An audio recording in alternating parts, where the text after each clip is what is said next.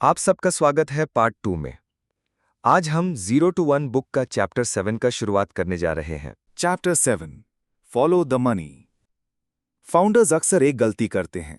हर customer important है, हर market opportunity बराबर है। लेकिन पीटर थिल कहते हैं ये सच नहीं है। असल में बिजनेस और इन्वेस्टिंग की दुनिया एक पावर लॉ से चलती है। यानी कुछ ही कंपनीज, कुछ ही डील्स और कुछ ही आइडियाज डिस्प्रोपोर्शनेटली ज्यादा वैल्यू क्रिएट करते हैं। फॉलो द मनी का मतलब है समझो कि कहां एक्चुअल वैल्यू है और बाकी डिस्ट्रैक्शंस को इग्नोर करो। What is the power law? Simple terms में पावर लॉ का मतलब है आउटकम्स इक्वल नहीं होते। 80-20 रूल से भी ज्यादा एक्सट्रीम होते हैं। वेंचर कैपिटल में 100 इन्वेस्टमेंट्स में से सिर्फ 1 या 2 पूरे फंड का रिटर्न देते हैं। स्टार्टअप्स में सिर्फ 1 या 2 कंपनीज इंडस्ट्री डोमिनेट करती हैं। कंटेंट क्रिएशन में लाखों क्रिएटर्स हैं, लेकिन टॉप 1% पूरा अटेंशन कैप्चर कर लेता है। यही रीजन है कि एवरेज सोचना डेंजरस है। Why founders miss this truth? क्योंकि सोसाइटी हमेशा लीनियर थिंकिंग सिखाती है। स्कूल में सब सब्जेक्ट्स इक्वल इंपॉर्टेंस रखते हैं। जॉब में हर टास्क को बैलेंस्ड वैल्यू दी जाती है। कॉर्पोरेट वर्ल्ड में डाइवर्सिफिकेशन को सेफ स्ट्रैटेजी माना जाता है। लेकिन स्टार्टअप्स और इन्वेस्टमेंट्स लीनियर नहीं होते। यहां सिर्फ एक राइट बेट आपका पूरा फ्यूचर बदल सकता है। 2025 context, power law in action. आज एआई रेस देखिए, हजारों एआई स्टार्टअप्स हैं, लेकिन रियल वैल्यू शायद सिर्फ 5 to 10 प्लेयर्स कैप्चर करेंगे। Open AI, Anthropic, Google deep mind और एनवीडिया जैसे जायंट्स। सेम चीज सोशल मीडिया में हुई थी। 2000s में डजन्स ऑफ नेटवर्क्स थे, माइस्पेस, ऑर्कुट, फ्रेंडस्टर। लेकिन पावर लॉ विनर सिर्फ फेसबुक बना। क्रिप्टो वर्ल्ड में भी यही हुआ। हजारों कॉइन्स लॉन्च हुए, लॉन्ग टर्म ड्यूरेबल वैल्यू सिर्फ बिटकॉइन और इथीरियम में बची। फॉलो द मनी का मतलब है पहचानो कौन सा बेट डिस्प्रोपोर्शनेट आउटकम देगा। Founders mistake, chasing small markets. कई फाउंडर्स स्मॉल आइडियाज में अटक जाते हैं, जैसे एक और कॉफी डिलीवरी ऐप या एक और सोशल फोटो फिल्टर। हाँ, ये यूजफुल हो सकते हैं, लेकिन ये पावर लॉ विनर्स नहीं है। मोनोपोली बनाने के लिए आपको ऐसा आइडिया चाहिए जिसका पोटेंशियल $1 ट्रिलियन इम्पैक्ट का हो। Venture capital lesson. थील, जो खुद वेंचर कैपिटलिस्ट हैं, बताते हैं वीसी में सिर्फ एक इन्वेस्टमेंट मायने रखता है। एग्जाम्पल, सिकोया ने गूगल में इन्वेस्ट किया। वो एक डील ने डेकेड्स तक उनका फंड लेजेंडरी बना दिया। फाउंडर्स फंड, थील की फर्म ने फेसबुक में इन्वेस्ट किया। वही बेट ने बिलियंस रिटर्न किए। बाकी डील से फर्क नहीं पड़ा।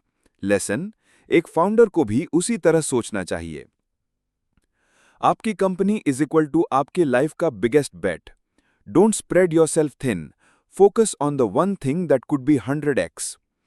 Founders lens. अब इमेजिन कीजिए आपके पास 2 स्टार्टअप आइडियाज हैं।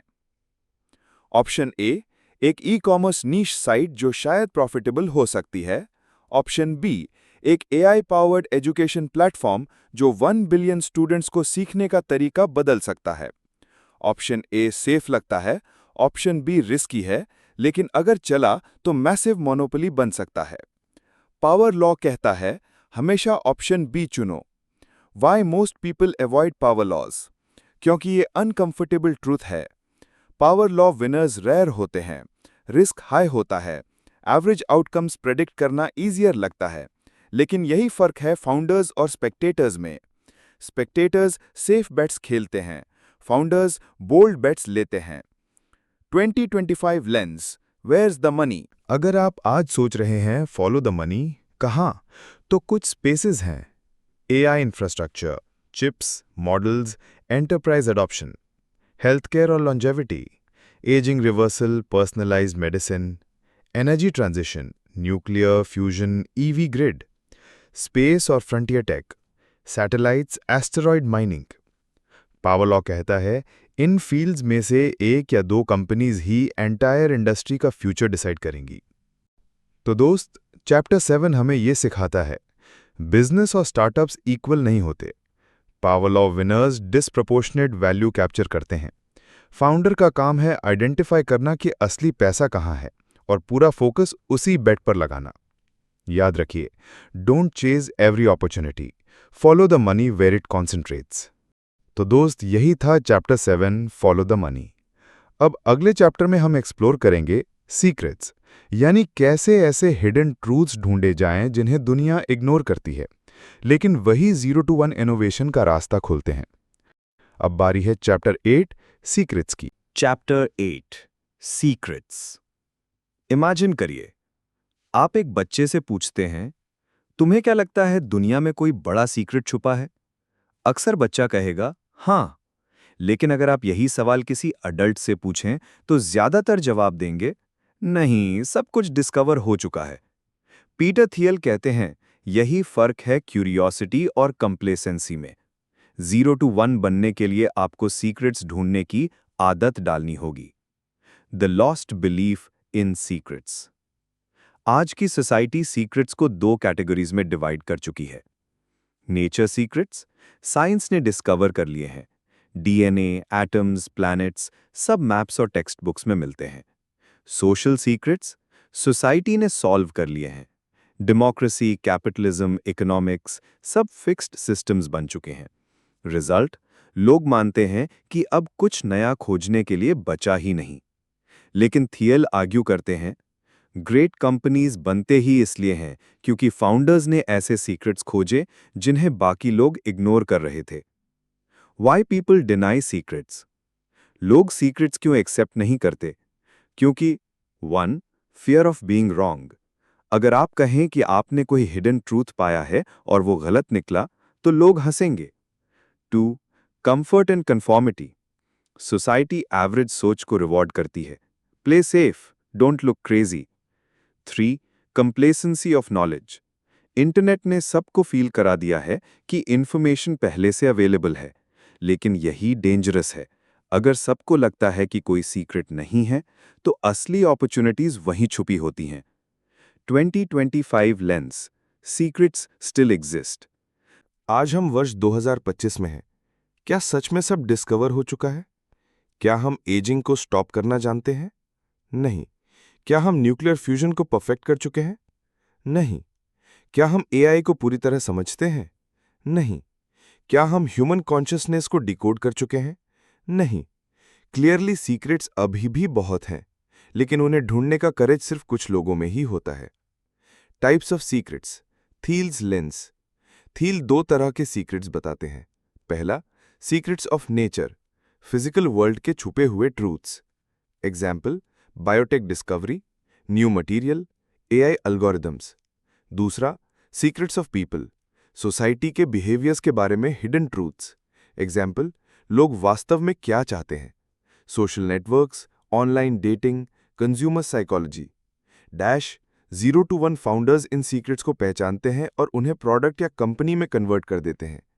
Examples of secrets turned into companies. Google, secret, internet chaos को ऑर्गेनाइज किया जा सकता है। फेसबुक, सीक्रेट, लोग रियल आइडेंटिटी से ऑनलाइन सोशल लाइफ जीना चाहते हैं। टेस्ला, सीक्रेट, सस्टेनेबल एनर्जी केवल फैंटेसी नहीं बल्कि स्केलेबल बिजनेस है। एयरबीएनबी, सीक्रेट, लोग स्ट्रेंजर्स के घर में ठहरने के लिए रेडी होंगे, जबकि पहले ये absurd लगता था। जब ये आइडियाज आए थे, लोग हंसते थे, लेकिन इन फाउंडर्स ने हिडन ट्रूथ्स पहचाने और आज वो मोनोपोलीज हैं। How to find secrets. Thiel पूछते हैं, अगर आप फाउंडर हो तो सीक्रेट्स कैसे ढूंढोगे? कुछ सवाल हैं जो आपको मदद करेंगे। What important truth do very few people agree with you on? कौन सा ट्रूथ है जिस पर दुनिया डाउट करती है लेकिन आप स्ट्रांगली बिलीव करते हो? What problem looks impossible but actually has a solution? कौन सी इम्पॉसिबल चीज है जो बस अनएक्सप्लोर्ड है? Where are people not looking? भीड़ जिस जगह फोकस कर रही है उसके उलट साइड क्या हिडन है? Founders reflection. इमेजिन कीजिए आप 2025 में एक एंटरप्रेन्योर हैं। अगर आप कहते हैं मैं भी एक और एआई चैटबॉट बनाऊंगा, ये सीक्रेट नहीं है, सब यही कर रहे हैं। लेकिन अगर आप कहते हैं मैं एआई का यूज रूरल इंडिया के एजुकेशन क्राइसिस सॉल्व करने के लिए करूंगा, जहां अभी कोई सीरियस स्टार्टअप काम नहीं कर रहा, ये एक पोटेंशियल सीक्रेट हो सकता है। सीक्रेट्स हमेशा भीड़ के उलट दिशा में मिलते हैं। Courage to believe in secrets. Secrets ढूंढना आसान नहीं है, क्योंकि अगर आप सचमुच कोई नया ट्रूथ बोलते हैं तो लोग पहले आपको क्रेजी कहेंगे। लेकिन यही टेस्ट है, if nobody thinks your idea is crazy, it's probably not a secret. Thiel कहते हैं सक्सेसफुल फाउंडर्स अक्सर वही होते हैं जिन्हें शुरू में अंडर एस्टिमेट किया गया था। 2025 reality check, where are secrets now? तो आज कुछ प्रॉमिसिंग सीक्रेट हंटिंग एरियाज हो सकते हैं। लॉन्जेविटी, क्या हम human life span 120 plus years तक बढ़ा सकते हैं? ब्रेन कंप्यूटर इंटरफेस, क्या हम थॉट्स को मशीन से डायरेक्टली कनेक्ट कर सकते हैं? क्लाइमेट टेक, क्या हम CO2 को प्रॉफिटेबल तरीके से कैप्चर कर सकते हैं? स्पेस, क्या एस्ट्रॉयड माइनिंग रियलिस्टिक है? कॉन्शियसनेस, क्या माइंड प्योरली बायोलॉजिकल है या कुछ और? ये सब अनसॉल्व्ड है। यही फ्यूचर के गूगल और टेस्ला के सीड्स हैं। तो दोस्त, चैप्टर 8 हमें यह सिखाता है, सीक्रेट्स अभी भी एग्जिस्ट करते हैं। सोसाइटी आपको कहेगी कि सब डिस्कवर हो चुका है, लेकिन सच ये है कि बिगेस्ट अपॉर्चुनिटीज हिडन है। फाउंडर्स का काम है क्यूरियोसिटी, करेज और कन्विक्शन के साथ सीक्रेट्स ढूंढना और उन्हें कंपनीज में बदलना। याद रखिए, every great business is built on a secret that the world hasn't recognised yet. तो दोस्त, यही था चैप्टर 8, सीक्रेट्स। अब अगले चैप्टर में हम एक्सप्लोर करेंगे फाउंडेशंस, यानी कैसे एक कंपनी की शुरुआत में लिए गए डिसीजंस उसके पूरी डेस्टिनी तय कर देते हैं। Chapter 9, foundations. पीटर थियल इस चैप्टर की शुरुआत एक पावरफुल ट्रूथ से करते हैं। A startup messed up at its foundation can not be fixed. यानी कि अगर शुरुआत गलत है तो बाद में चाहे जितनी मेहनत करो, कंपनी कभी ट्रूली ग्रेट नहीं बन सकती। थियल कहते हैं फाउंडेशंस इक्वल्स फेट। जैसे बिल्डिंग की फाउंडेशन वीक हो तो ऊपर का स्ट्रक्चर अनस्टेबल हो जाता है, वैसे ही स्टार्टअप की फाउंडेशन गलत हो तो वो फ्यूचर में कोलैप्स हो जाएगा। The law of startup foundations. Her startup के शुरुआती डिसीजंस लॉन्ग टर्म इम्पैक्ट डालते हैं। कौन को फाउंडर्स होंगे, इक्विटी कैसे डिवाइड होगी, मिशन क्या होगा, कंपनी कल्चर कैसा होगा, ये सब चीजें शुरुआत में तय होती हैं और बाद में इन्हें बदलना ऑलमोस्ट इम्पॉसिबल हो जाता है। The founding moment is sacred. थियल कहते हैं कंपनी का फाउंडिंग मोमेंट एक मैरिज की तरह है। अगर शुरुआत क्लियर नहीं है तो आगे जाकर डिवोर्स यानी कॉन्फ्लिक्ट्स न तय है। को फाउंडर इशू स्टार्टअप फेलियर्स का सबसे बड़ा कारण है। कई बार आइडिया अच्छा होता है, मार्केट भी रेडी होता है, लेकिन फाउंडर्स के बीच कॉन्फ्लिक्ट कंपनी को डिस्ट्रॉय कर देता है। किसके साथ कंपनी स्टार्ट करनी है, ये सबसे क्रिटिकल डिसीजन है। अगर आप रॉन्ग को फाउंडर चुनते हैं तो कॉन्स्टेंट फाइट्स, मिसट्रस्ट, पॉलिटिक्स। अगर राइट को फाउंडर चुनते हैं तो shared vision, complementary skills, long term trust. Thiel suggest करते हैं don't start a company with your best friend just because you get along. Start with someone who skills and values truly align with your mission. Equity and ownership. Foundations का एक और critical part है equity structure.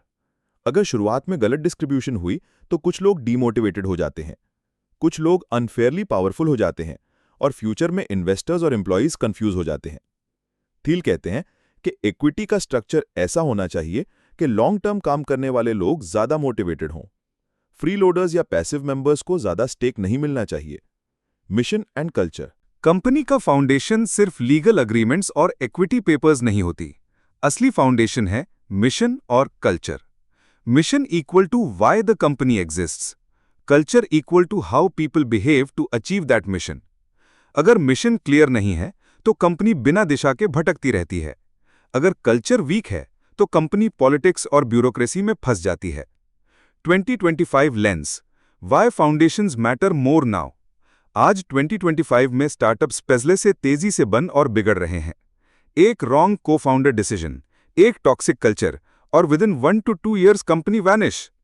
AI tools और fast funding cycles ने speed तो बढ़ा दी है, लेकिन लॉन्ग टर्म विनर्स वही होंगे जिनका फाउंडेशन रॉक सॉलिड है।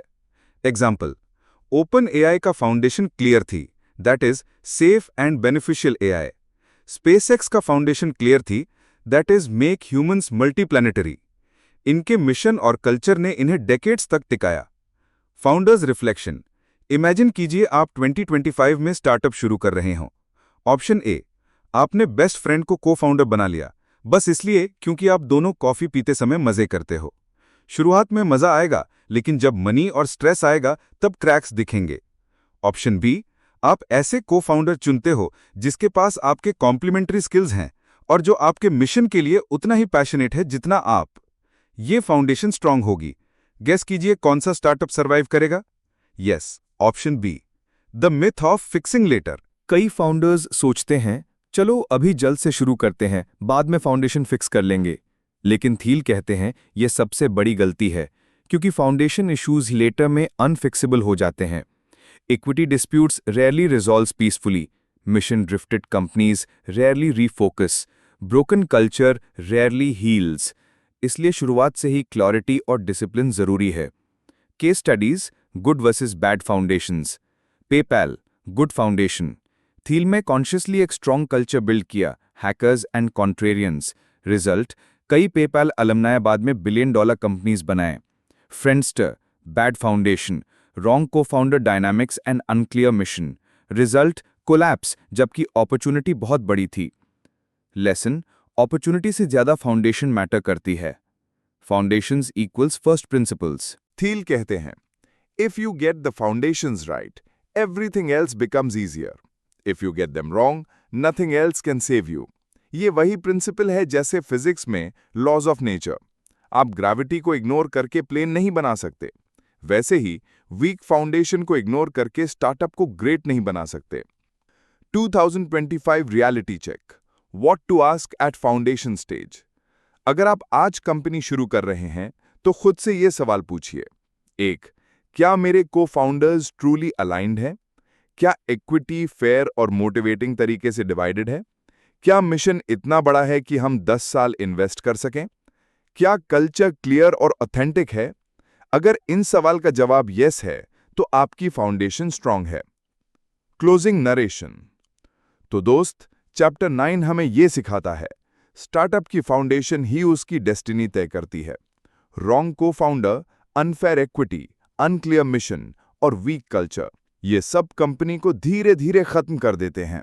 सही फाउंडेशन बनाना टफेस्ट पार्ट है, लेकिन वही सबसे ज्यादा रिवॉर्डिंग है। याद रखिए, a strong foundation is the only path to building a lasting company. तो दोस्त, ये था चैप्टर 9 फाउंडेशंस। अब अगले चैप्टर में हम एक्सप्लोर करेंगे द मैकेनिक्स ऑफ माफिया, यानी कैसे एक स्टार्टअप का कल्चर फैमिली से भी ज्यादा स्ट्रांग और माफिया स्टाइल लॉयल्टी वाली होनी चाहिए। Chapter 10, the mechanics of mafia. जब आप माफिया शब्द सुनते हैं तो आपके दिमाग में क्या आता है? क्रिमिनल गैंग्स, लॉयल्टी, सीक्रेसी और एक tight knit brotherhood. Peter Thiel इस चैप्टर में इस वर्ड का इस्तेमाल एक पॉजिटिव सेंस में करते हैं। Every startup should function like a mafia, मतलब एक क्लोज लॉयल टीम, फैमिली जैसी कमिटमेंट, आउटसाइडर्स के खिलाफ यूनाइटेड फ्रंट।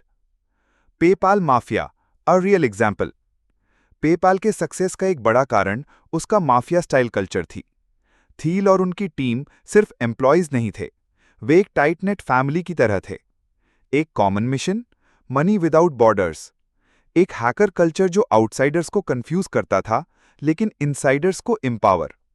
एक डीप लॉयल्टी जिसने बाद में पेपैल माफिया पैदा किया। पेपैल के एलुमनाई ने बाद में LinkedIn, Tesla, SpaceX, YouTube, Palantir, Yelp जैसी कंपनियां बनाईं। यानी एक कंपनी ने एक पूरा इकोसिस्टम खड़ा किया। Why mafia works for startups. Big companies family की तरह एक्ट करती हैं, लेकिन असल में वहां ब्यूरोक्रेसी और ऑफिस पॉलिटिक्स डोमिनेट करते हैं। स्टार्टअप अगर वही कल्चर कॉपी करता है तो फेल होगा। स्टार्टअप्स को चाहिए इंटेंसिटी, हर कोई मिशन के लिए फाइट करे, एक्सक्लूसिविटी, अंदर वालों के बीच डीप ट्रस्ट हो, लॉयल्टी, किसी भी हालत में टीम साथ खड़ी रहे। यही माफिया मैकेनिक्स हैं। Mafia mechanics, the mission magnet. Thiel कहते हैं, माफिया स्टाइल कल्चर तब पॉसिबल है जब एक बड़ा मिशन हो।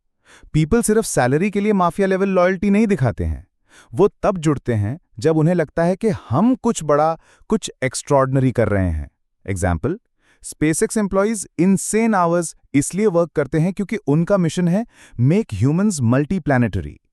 ओपन एआई एम्प्लॉइज इसीलिए डेडिकेटेड हैं क्योंकि उनका मिशन है safe AGI for humanity. Mission is equal to glue जो माफिया को टुगेदर रखता है। Hiring for fit, not just talent. Normal companies hiring में सिर्फ स्किल्स देखते हैं, रेज्यूमे, डिग्रीज, एक्सपीरियंस। लेकिन माफिया स्टाइल स्टार्टअप्स में सबसे बड़ा सवाल है, क्या ये इंसान हमारी फैमिली का हिस्सा बन सकता है? अगर स्किलफुल पर्सन भी कल्चर फिट नहीं है तो वो आउटसाइडर रहेगा और ट्रस्ट टूटेगा। इसलिए सही हायर्स वो हैं जो स्किल्स प्लस वैल्यूज दोनों शेयर करते हैं। 2025 lens why mafia style matters more now. आज के वर्ल्ड में रिमोट वर्क और गिग इकोनॉमी से लॉयल्टी कमजोर हो गई है। एम्प्लॉयज आसानी से स्विच करते हैं, कंपनी शॉर्ट टर्म कॉन्ट्रैक्ट्स पर फोकस करती हैं। लेकिन इसके बीच स्टार्टअप्स को सर्वाइव करना है। वो तभी पॉसिबल है जब टीम माफिया की तरह डेडिकेटेड हो। एग्जाम्पल, एआई स्टार्टअप्स में कट थ्रूट कंपटीशन है। फंडिंग विंटर से कई स्टार्टअप्स बंद हो रहे हैं। ऐसे टाइम में सर वही स्टार्टअप्स टिकेंगे जिनकी टीम एक्सट्रीम लॉयल्टी और कमिटमेंट रखती है। The dark side, avoiding cults. Of course mafia और कल्ट में फर्क होता है। Mafia equals strong loyalty plus clear mission. Cult equals blind obedience plus no real direction. Thiel warn करते हैं, स्टार्टअप कल्चर को इतना क्लोज्ड मत बना दो कि डिसेंट और क्रिएटिविटी मर जाए। बैलेंस होना चाहिए, यूनिटी हो लेकिन इनोवेशन भी ब्रीथ कर सके, लॉयल्टी हो लेकिन क्वेश्चनिंग भी अलाउड हो। Founders role, mafia boss. Mafia style culture तब पॉसिबल है जब फाउंडर खुद एग्जाम्पल सेट करे। फाउंडर को सिर्फ मैनेजर नहीं बल्कि लीडर और रोल मॉडल बनना होगा। विजन क्लियरली कम्युनिकेट करना, टीम को मिशन की सेक्रेडनेस समझाना, आउटसाइडर्स के सामने इनसाइडर्स को प्रोटेक्ट करना। थील कहते हैं, a startup is not a job, it's a calling.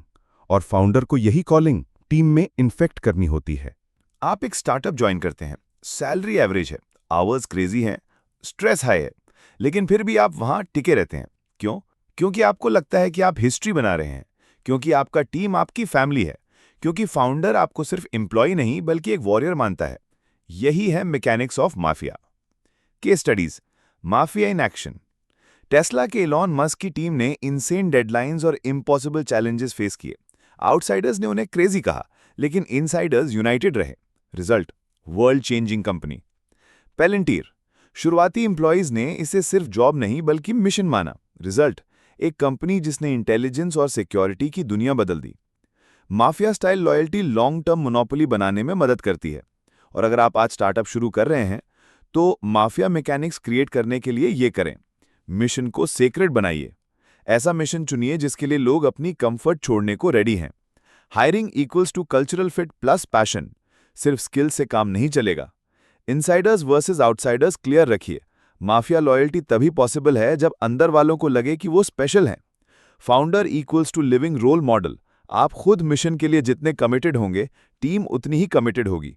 तो दोस्त, चैप्टर 10 हमें यह सिखाता है कि स्टार्टअप को एक माफिया की तरह ऑपरेट करना चाहिए। लॉयल्टी, इंटेंसिटी और मिशन ड्रिवन यूनिटी ही कंपनी को एक्स्ट्रा ऑर्डिनरी बनाती है। नॉर्मल कंपनीज जॉब्स देती हैं, स्टार्टअप्स कॉलिंग देते हैं। याद रखिए, a great startup is not just built, it is forged like a family bound by a mission, a mafia with a purpose. तो दोस्त, यही था chapter 10, the mechanics of mafia. अब अगले चैप्टर में हम एक्सप्लोर करेंगे, if you build it will they come. यानी प्रोडक्ट बनाना एक चीज है, लेकिन डिस्ट्रीब्यूशन और सेल्स के बिना सबसे ग्रेट आइडिया भी फेल हो जाता है। Chapter 11, if you build it will they come. Startup दुनिया में सबसे कॉमन बिलीफ क्या है? अगर प्रोडक्ट अच्छा है तो लोग खुद आ जाएंगे। लेकिन पीटर थील कहते हैं, ये सबसे डेंजरस इल्यूजन है, क्योंकि great products don't sell themselves. Distribution, sales और मार्केटिंग, यही असली गेम चेंजर्स हैं। The myth of automatic adoption. बहुत से फाउंडर्स सोचते हैं, हमने इतना अच्छा ऐप बनाया है, ये खुद वायरल हो जाएगा। लेकिन हकीकत ये है कि बिना सही सेल्स और डिस्ट्रीब्यूशन स्ट्रैटेजी के बेस्ट प्रोडक्ट्स भी डस्टबिन में चले जाते हैं। एग्जाम्पल, कई एआई टूल्स लॉन्च हुए 2023-24 में। फीचर्स शानदार थे, लेकिन मार्केटिंग कमजोर थी। Result, lost in the noise. दूसरी तरफ कुछ टूल्स एवरेज थे, बट उनके पास पावरफुल डिस्ट्रीब्यूशन था। Result, millions of users. Lesson, product जरूरी है, लेकिन डिस्ट्रीब्यूशन क्रिटिकल है। Sales is everywhere. थील कहते हैं, सेल्स सिर्फ सेल्स पीपल का काम नहीं है। हर बिजनेस फंक्शन में सेल्स हिडन होती है। फाउंडर्स को इन्वेस्टर्स को कन्विंस करना पड़ता है, इंजीनियर्स को अपने आइडियाज टीम को सेल करने पड़ते हैं, रिक्रूटर्स को टैलेंट अट्रैक्ट करना पड़ता है। यानी हर कोई किसी न किसी लेवल पर सेल्स पर्सन है। Sales versus advertising versus distribution. 1. Sales equals direct persuasion, 1-to-1 या small group. Example, enterprise SaaS deals. Advertising equals one-to-many persuasion. TV, Google ads, social media campaigns. Distribution equals systematic delivery channel. Product को मास तक पहुंचाने का scalable तरीका. Narrative, startups fail इसलिए होते हैं क्योंकि वो सिर्फ प्रोडक्ट बनाते हैं, डिस्ट्रीब्यूशन स्ट्रैटेजी नहीं. Power law of distribution. Thiel's कहते हैं 80% सेल्स सिर्फ 20% एफर्ट से आती हैं, इसलिए सही चैनल चुनना सबसे इंपॉर्टेंट है. एग्जाम्पल, टेस्ला ने शुरू में डायरेक्ट सेल्स मॉडल अपनाया, कोई डीलरशिप्स नहीं. Result, complete control over brand और कस्टमर एक्सपीरियंस. एप्पल का ऐप स्टोर डेवलपर्स और यूजर्स के बीच स्ट्रॉन्गेस्ट डिस्ट्रीब्यूशन चैनल बन गया. डिस्ट्रीब्यूशन इक्वल्स मोनोपोली बनाने का secret weapon. 2025 lens, digital age sales. आज सेल्स और भी ट्रिकी है. सोशल मीडिया पर हर दिन 1000 प्लस प्रोडक्ट्स पुश होते हैं. एआई टूल्स की भरमार है, कंज्यूमर अटेंशन फ्रैगमेंटेड है. ऐसे में सिर्फ बिल्डेड स्ट्रैटेजी सुसाइड है. आपको स्मार्ट डिस्ट्रीब्यूशन चाहिए. एग्जाम्पल, चैट जीपीटी, जेमिनाई और क्लॉड जैसे एआई टूल्स सिर्फ प्रोडक्ट से नहीं बल्कि पार्टनरशिप्स और इकोसिस्टम के जरिए मास अडॉप्शन पा रहे हैं. कुछ इंडियन स्टार्टअप्स ज़ीरोधा और ज़ेप्टो वर्ड ऑफ माउथ और डिजिटल ट्रस्ट का इस्तेमाल कर रहे हैं. Secrets of effective sales, Thiel's insights. 1. Sales को ऐसे इग्नोर ना करें जैसे ये किसी दूसरे लेवल का काम है. 2. Choose the right distribution channel for your product. सही डिस्ट्रीब्यूशन मॉडल चुनना प्रोडक्ट बनाने जितना ही इंपॉर्टेंट है. 3. Types of sales.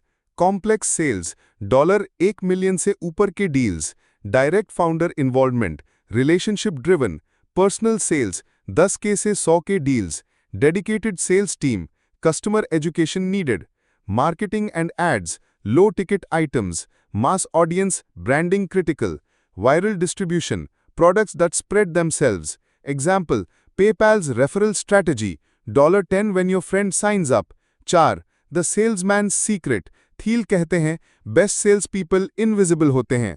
आपको लगता है कि उन्होंने कुछ बेचा ही नहीं, बस आपको लगा कि ये आपकी चॉइस थी. Great sales equal subtle art. कोई प्रेशर नहीं, सिर्फ ट्रस्ट और कन्विक्शन. यही रीजन है कि फाउंडर्स को भी सेल्स सीखना पड़ता है. 5. Imagine this. इमेजिन कीजिए आपने एक एआई ऐप बनाया, super innovative, life changing features, लेकिन ऐप स्टोर में 5000 एआई ऐप्स और पड़े हैं. आपके पास कोई यूनिक डिस्ट्रीब्यूशन नहीं है. रिजल्ट, साइलेंस, कोई नोटिस नहीं करेगा. लेकिन अगर आपने राइट डिस्ट्रीब्यूशन हैक चुना, पार्टनरशिप्स, रेफरल्स या नीश टारगेटिंग, तो आपका ऐप वायरल हो सकता है. कई स्टडीज, डिस्ट्रीब्यूशन विंस. पेपाल के अर्ली डेज में यूजर एक्विजिशन इम्पॉसिबल लग रहा था. थील की टीम ने हैक निकाला, रेफर अ फ्रेंड गेट $10. ये स्ट्रैटेजी इतनी इफेक्टिव थी कि पेपाल नेटवर्क इफेक्ट से एक्सप्लोड हो गया. Dropbox, simple referral programme, get extra storage when you invite friends. Result, exponential growth. Zoom, pandemic में सिर्फ क्वालिटी प्रोडक्ट नहीं बल्कि सीमलेस ऑनबोर्डिंग और फ्री टियर डिस्ट्रीब्यूशन ने जूम को हाउसहोल्ड नेम बना दिया. Lesson, distribution greater than product perfection. 2025 practical takeaways. अगर आप आज स्टार्टअप बिल्ड कर रहे हैं तो याद रखिए, product alone is not enough. Early से ही डिस्ट्रीब्यूशन स्ट्रैटेजी डिजाइन करें. Choose the right channel. Complex sales versus mass marketing versus viral distribution. Sales equals leadership. हर फाउंडर को सेल्स मास्टर बनना होगा. Leverage networks and partnerships. Referral hacks अब भी सबसे पावरफुल हैं. Closing narration. तो दोस्त, चैप्टर 11 हमें एक ब्रूटल ट्रूथ बताता है. If you build it, they will not come unless you bring them. Great products are born in labs, लेकिन ग्रेट कंपनीज सेल्स और डिस्ट्रीब्यूशन के मैदान में बनती हैं. याद रखिए, in startups sales is not secondary, sales is survival. तो दोस्त, यही था chapter 11, if you build it will they come. अब अगले चैप्टर में हम एक्सप्लोर करेंगे मैन एंड मशीन, यानी टेक्नोलॉजी और ह्यूमंस के बीच फ्यूचर का डांस. क्या मशीन्स हमें रिप्लेस करेंगी या हमारे साथ मिलकर नया युग बनाएंगी? Chapter 12, man and machine. जब भी हम टेक्नोलॉजी के फ्यूचर की बात करते हैं, एक सवाल सबसे ज़्यादा उभरता है, क्या मशीन्स इंसान को रिप्लेस कर देंगी? कुछ लोग कहते हैं कि एआई और रोबोट्स जॉब्स खा जाएंगे, मशीन लर्निंग ह्यूमन स्किल्स से आगे निकल जाएगा. लेकिन पीटर थियल कहते हैं कि ये सोच गलत है. असली फ्यूचर मैन और मशीन का होगा, न कि मैन वर्सेस मशीन का. The false choice. सोसाइटी में 2 कॉमन मिथ्स चलते हैं. मशीन्स विन, रोबोट सब कुछ ऑटोमेट कर देंगे, ह्यूमंस इररेलेवेंट हो जाएंगे. Humans win. मशीन्स कभी हमारे क्रिएटिविटी और इंट्यूशन को बीट नहीं कर पाएंगे। लेकिन सच्चाई ये है कि दोनों एक्सट्रीम गलत हैं। थियल का कहना है कि फ्यूचर का सबसे बड़ा पोटेंशियल तब अनलॉक होगा जब ह्यूमंस और मशीन्स मिलकर काम करेंगे। Complement, don't compete. मशीन्स की अपनी स्ट्रेंथ्स हैं, स्पीड, प्रिसिजन, स्केल। ह्यूमंस की अपनी स्ट्रेंथ्स हैं, क्रिएटिविटी, जजमेंट, कॉन्टेक्स्ट। जब दोनों को मिलाते हैं तभी मैजिक होता है। एग्जाम्पल, एक डॉक्टर अकेला लिमिटेड है, एक एआई डायग्नोस्टिक टूल अकेला भी इनकम्प्लीट है, लेकिन डॉक्टर प्लस एआई मिलकर डिजीजेस पहले से कहीं ज्यादा एक्यूरेट तरीके से डिटेक्ट कर सकते हैं। 2025 context, man plus machine in action. आज एआई रेवोल्यूशन इसी प्रिंसिपल पर चल रहा है। को-पायलट टूल्स डेवलपर्स को रिप्लेस नहीं करता, बल्कि उनकी प्रोडक्टिविटी 2x से 3x बढ़ाता है। Medical AI scans cancer early detect करता है, लेकिन फाइनल डिसीजन डॉक्टर लेता है। क्रिएटिव टूल्स मिड जर्नी या Runway AI design process speed up करते हैं, लेकिन इमेजिनेशन अभी भी ह्यूमन ड्रिवन है। Lesson, machines amplify, humans replace नहीं करते। Chess analogy, human plus machine synergy. Thiel एक पावरफुल एग्जाम्पल देते हैं। चेस 1997 में जब डीप ब्लू ने गैरी कैस्परोव को हराया, सबने मान लिया मशीन्स ग्रेटर देन ह्यूमंस। लेकिन बाद में फ्रीस्टाइल चेस टूर्नामेंट्स हुए, जहां ह्यूमन प्लस मशीन टीम्स ने सिर्फ मशीन्स को भी हराया।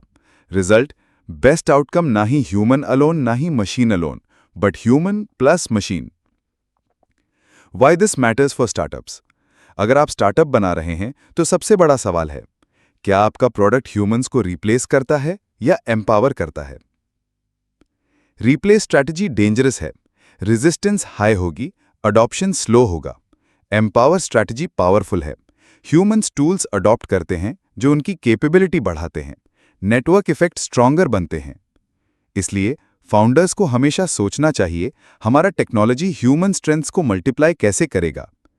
Future of work 2025 lens. आज एआई टूल्स जॉब्स को बदल नहीं रहे, बल्कि रीडिफाइन कर रहे हैं। लॉयर्स एआई रिसर्च से फास्टर कॉन्ट्रैक्ट्स बना रहे हैं, टीचर्स एआई ट्यूटरिंग से पर्सनलाइज्ड लेसन्स दे रहे हैं, डिजाइनर्स एआई प्रॉम्प्ट से फास्टर प्रोटोटाइप्स बना रहे हैं। New equation, jobs equals human creativity into machine efficiency. Danger of competition mindset. अगर हम एआई को कॉम्पिटिटर मानते हैं तो डर और रेजिस्टेंस बढ़ता है। इंडस्ट्रियल रेवोल्यूशन में मशीन्स के अगेंस्ट प्रोटेस्ट्स हुए, लेकिन समय ने दिखाया कि मशीन्स ने प्रोडक्टिविटी बढ़ाई, जॉब्स रीडिफाइन किए। थील कहते हैं वही माइंडसेट आज एआई के साथ अडॉप्ट करना होगा। कंपटीशन नहीं, कोऑपरेशन सोचना होगा। इमेजिन कीजिए, आप 2030 में एक हॉस्पिटल में जाते हैं। एंट्री पर एआई आपका हेल्थ स्कैन करता है, मशीन आपको रिस्क फैक्टर्स बताती है, डॉक्टर उस डेटा को इंटरप्रेट करता है और ट्रीटमेंट प्लान बनाता है। Result, faster diagnosis, better cure. यह है man plus machine synergy. Case studies, complementarity in real life. PayPal early days. Fraud detection में ह्यूमन रिव्यूअर्स और एल्गोरिदम साथ काम करते थे। मशीन सस्पिशियस पैटर्न डिटेक्ट करता था, लेकिन फाइनल डिसीजन ह्यूमन लेता था। Tesla autopilot. कार खुद नेविगेट करती है, लेकिन ह्यूमन ड्राइवर ओवरसाइट क्रिटिकल है। Finance, quant trading. Algorithms trades execute करते हैं, लेकिन स्ट्रैटेजी ह्यूमंस डिफाइन करते हैं। हर जगह पैटर्न सेम है, machines empower, humans decide. 2025 takeaways, man plus machine mindset. 1. Think complement not substitute. AI को टूल के तरह यूज करें, कॉम्पिटिटर के तरह नहीं। 2. Design for synergy. Products humans को एम्पावर करे। 3. Future leaders is equal to tech savvy humans. जो एआई को अपने काम में इंटीग्रेट करेंगे वही आगे बढ़ेंगे। 4. Fear is wasted energy. Replace होने से डरने के बजाय एम्पावर होने पर फोकस करें।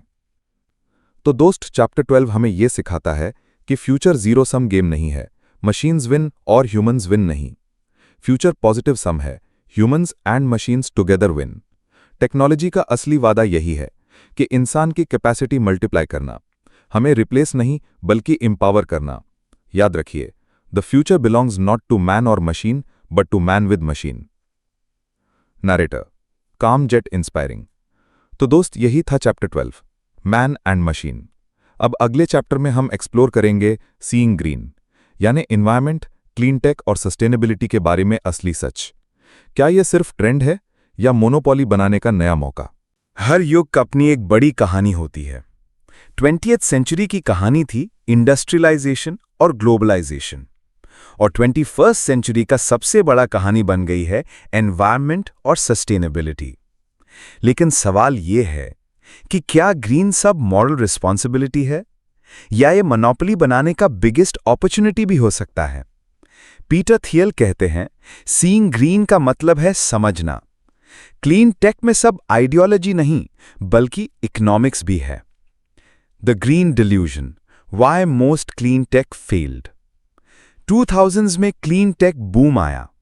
Billions of dollars solar, wind, biofuel startups में इन्वेस्ट किए गए।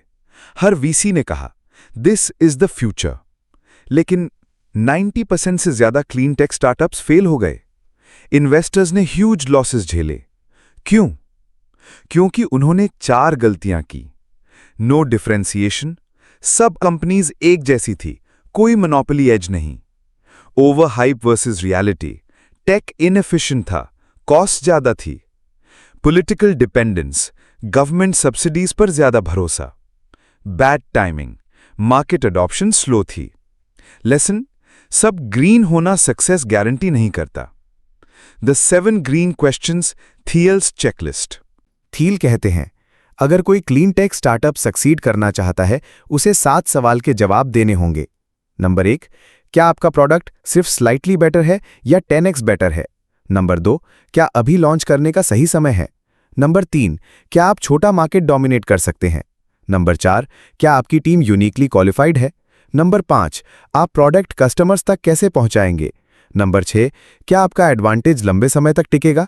नंबर 7, क्या आपने कोई ऐसा ट्रूथ डिस्कवर किया है जो दूसरों को नजर नहीं आता? क्लीन टेक में मेजॉरिटी स्टार्टअप्स इन सवाल का आंसर नहीं दे पाए। 2025 context, green is back but different. आज 2025 में ग्रीन फिर से चर्चा में है। देखिए, क्लाइमेट क्राइसिस रियल है, गवर्नमेंट्स पॉलिसीज बना रहे हैं, कंज्यूमर्स भी कॉन्शियस हो गए हैं, लेकिन फर्क यह है, आज विनर्स वही होंगे जो मोनोपोली एडवांटेज क्रिएट करेंगे। एग्जाम्पल्स, टेस्ला ने ईवीज में सिर्फ ग्रीन नहीं बल्कि ब्रांड और इंफ्रास्ट्रक्चर मोनोपोली बनाई। Nvidia AI chips energy efficient computing में मोनोपोली बना रही है। Nuclear fusion startups Helion, Commonwealth, अगर ब्रेक थ्रू हुआ तो ये $1 ट्रिलियन मोनोपोलीज बनेंगे।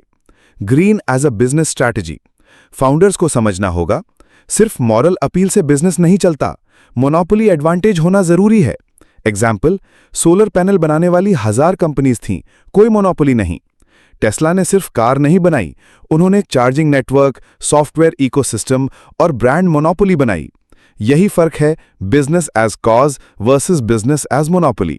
इमेजिन कीजिए 2035 में आप एक सिटी में रहते हैं जहां हर घर में सोलर प्लस स्टोरेज है, हर कार इलेक्ट्रिक या हाइड्रोजन है, एयर प्योर है, एनर्जी चीप है। क्या ये सिर्फ गवर्नमेंट सब्सिडीज से पॉसिबल होगा? नहीं, ये तभी होगा जब कुछ मोनोपोली सही मॉडल बिल्ड कर और स्केल करें। Why founders fail in green ventures? कई फाउंडर्स एक ट्रैप में फंस जाते हैं। हम दुनिया बचा रहे हैं तो लोग नेचुरली हमारा प्रोडक्ट अडॉप्ट करेंगे, लेकिन रियलिटी है कस्टमर्स कन्वीनियंस और कॉस्ट देखते हैं, सिर्फ मोरालिटी नहीं। इसलिए अगर आपका प्रोडक्ट लोगों के लिए बेटर प्लस चीपर नहीं है तो सिर्फ ग्रीन होना काफी नहीं है।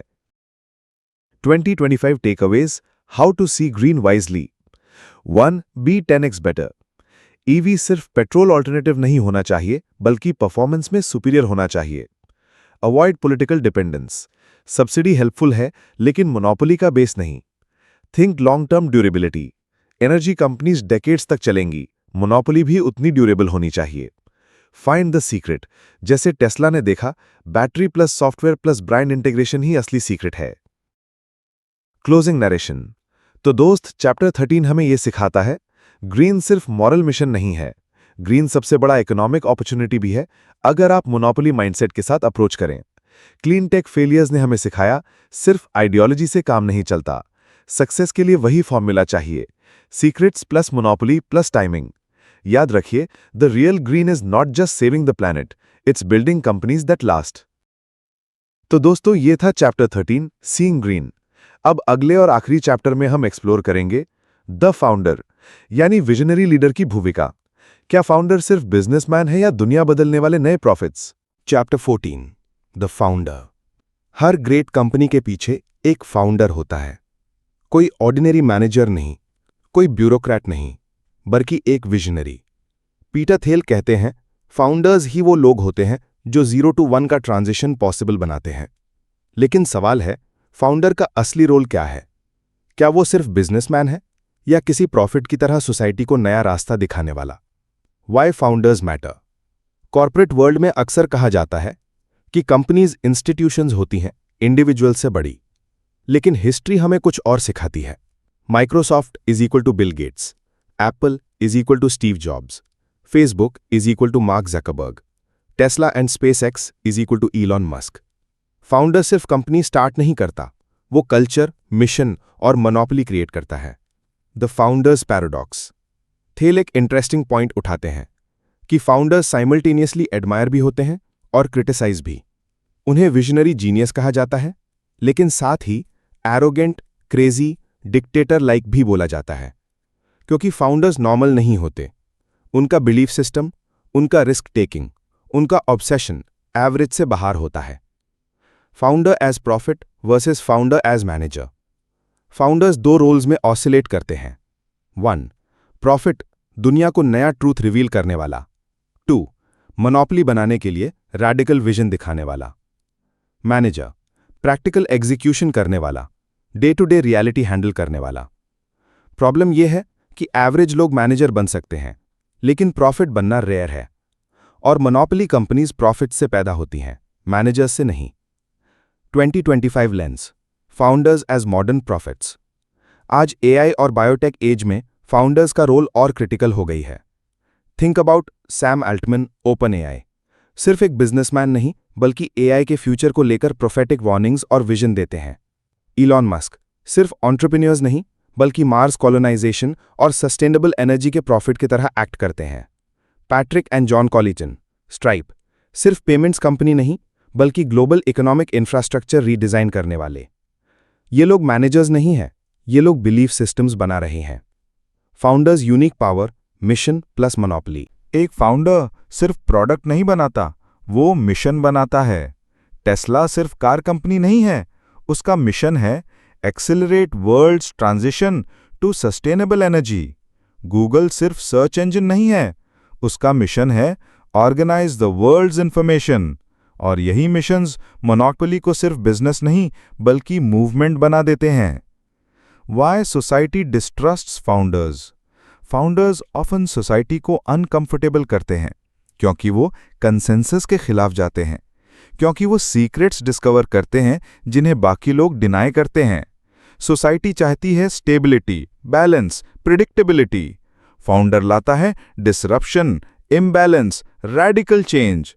इसी वजह से फाउंडर्स को कभी-कभी डेंजरस भी कहा जाता है, लेकिन यही डेंजर असली इनोवेशन की कीमत है। Audio book reflection. Imagine a world without founders. Imagine कीजिए, अगर फाउंडर्स ना होते तो शायद हमारे पास इंटरनेट इतना फास्ट ना होता, शायद इलेक्ट्रिक कार्स अभी भी सिर्फ कॉन्सेप्ट होती, शायद एआई अभी भी साई-फाई बुक्स तक लिमिटेड होता। वर्ल्ड 0 to 1 नहीं जाता, बस 1 to n पर रुक जाता। Founders loneliness. थील एक और गहरी बात कहते हैं, फाउंडर्स अकेले होते हैं, इन्वेस्टर्स उन्हें नहीं समझते, एम्प्लॉयज उनके विजन को रिस्की मानते हैं, सोसाइटी उन्हें एक्सेंट्रिक कहती है। लेकिन यही लोनलीनेस उनकी स्ट्रेंथ भी होती है, क्योंकि अगर सब उन्हें समझ जाएं तो वो विजन सीक्रेट नहीं रह जाता। 2025 takeaway, the founder's responsibility. Founder का एक बहुत बड़ा रिस्पॉन्सिबिलिटी है, वो कलेक्टिव बिलीफ सिस्टम को चैलेंज करता है और नए सपने दिखाता है। जब सूरज के चारों ओर घूमने की बात गैलीलियो ने कही तो लोगों ने उन्हें पागल कहा, लेकिन उसी के अंतर्ज्ञानी ने उनके द्वारा दर्ज की गई नए ज्योति को जगाकर हमें एक अद्भुत नई समझ की ओर ले गए। यही सच है फाउंडर्स के लिए भी। आज दुनिया में climate change, AI ethics, space colonisation जैसे इश्यूज सामने हैं। इनमें गवर्नमेंट्स और इंस्टीट्यूशन स्लो हैं, लेकिन फाउंडर्स तेज हैं। बोल्ड हैं, रिस्क लेने को तैयार हैं। इसलिए 2025 का ट्रुथ ये है कि हमारे फ्यूचर का बहुत हिस्सा फाउंडर्स की इमेजिनेशन और करेज पर डिपेंड करता है। तो दोस्त, 0 to 1 का आखिरी चैप्टर हमें ये याद दिलाता है कि फाउंडर्स ऑर्डिनरी लोग नहीं होते, वो नए प्रॉफिट्स होते हैं जो अनसीन ट्रूथ्स सोसाइटी के सामने लाते हैं।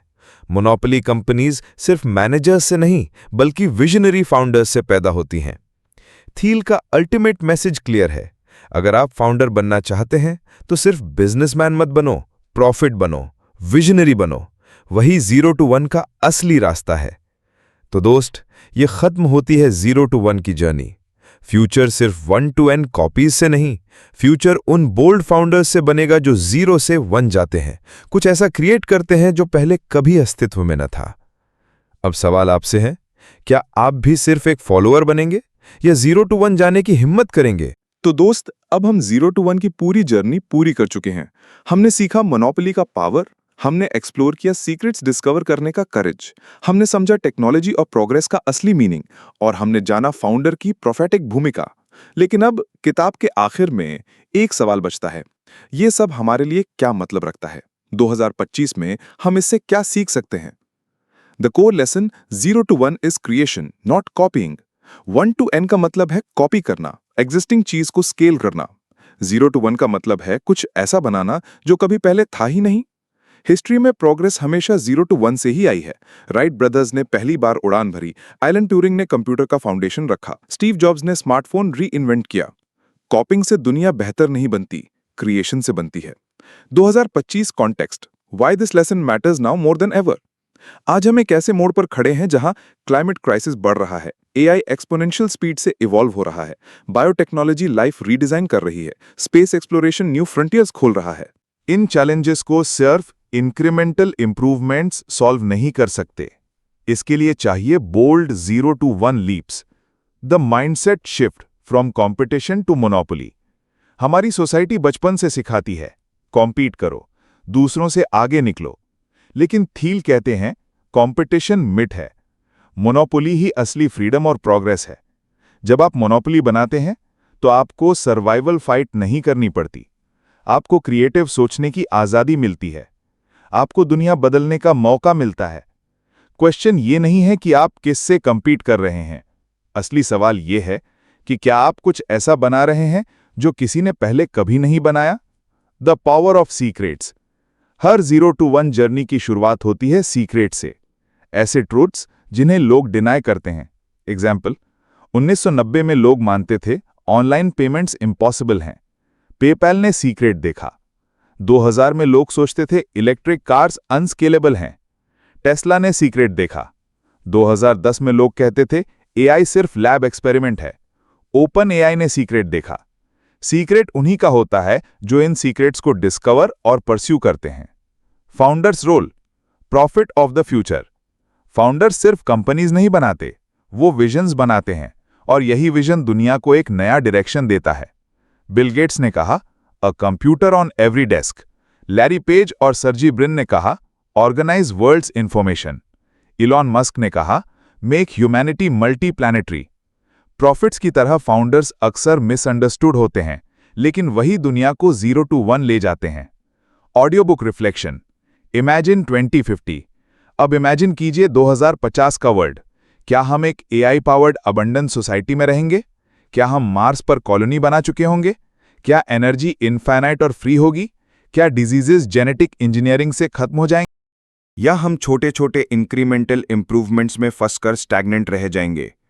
डिफरेंस इस बात पर डिपेंड करेगा, क्या आज के फाउंडर्स सीक्रेट्स ढूंढते हैं और 0 to 1 की हिम्मत करते हैं? Your role, are you ready to go from 0 to 1? अब सवाल सिर्फ किताब का नहीं है, सवाल आपका है। क्या आप भी बस कंपटीशन में फंसे रहेंगे? क्या आप भी सिर्फ 1 to n कॉपीज करेंगे, या आप करेज दिखाएंगे 0 से 1 जाने का? याद रखिए, फ्यूचर कोई और नहीं बनाएगा, फ्यूचर हमें बनाना है। Closing narration. तो दोस्त, 0 to 1 सिर्फ बिजनेस किताब नहीं है, ये एक मैनिफेस्टो है, ये एक कॉल टू एक्शन है। पीटर थील हमें चैलेंज करते हैं, be bold, think secrets, build monopolies, create the future. 2025 में और आने वाले दशक में यही फॉर्मूला दुनिया बदलने वाला है। तो दोस्त, ये थी 0 to 1 की कहानी, a journey from ideas to creation, from competition to monopoly, from 1 to n to 0 to 1। अब दुनिया आपकी तरफ देख रही है। आपका विजन क्या है? आपका सीक्रेट क्या है? आपकी मोनोपोली क्या होगी? क्योंकि आखिरकार फ्यूचर बनता नहीं है, फ्यूचर बनाया जाता है।